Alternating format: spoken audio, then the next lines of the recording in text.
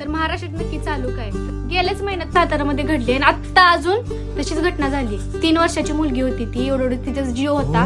Sir तिला नीट बोलता येत नव्हतं, त्याच्यासोबत अशी घटना घडावी. शासन नक्की करते काय? छोट्या छोट्या गोष्टीवर कायदे कानून करते आणि एवढ्या महत्वाच्या गोष्टीवर कायदा कानून बनत का नाही? शासन मला वाटतं डोळे झाकून बसले.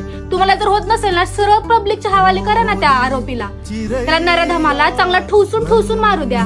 काय प्रॉब्लेम काय नक्की तुम्हाला? तुमच्याकडनं होत नाही ना, स्पष्ट बोलून तुम्ही सांगा. पब्लिक काय आहे ना सगळं बघून घेईल. आणि इंस्टाग्रामला प्रत्येक रील स्टारनी, छोटा मोठा असो, प्रत्येकाने रील बनवायचा आहे. प्रत्येक रील स्टारने आपण एकत्र आल्याशिवाय काहीच होणार नाही. बनवायची आणि शेअर करायची. प्रत्येकाने व्हिडिओ बनवलाच पाहिजे. कारण शासन ना आता ऐकत नसते, कारण ती डोळे झाकून बसले. हो, त्याला डोळे उघडता येत नसते.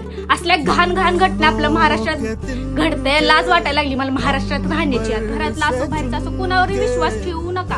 जग पहिल्यासारखं राहिलं नाही. त्याच्या छोट्याशा चिमुकलीला न्याय भेटलाच पाहिजे. आणि प्रत्येकाने रील बनवावी आणि प्रत्येकाने व्हिडिओ शेअर करावा. कारण जो शासन झोपलाय ना तो जागा होईल रील बघून.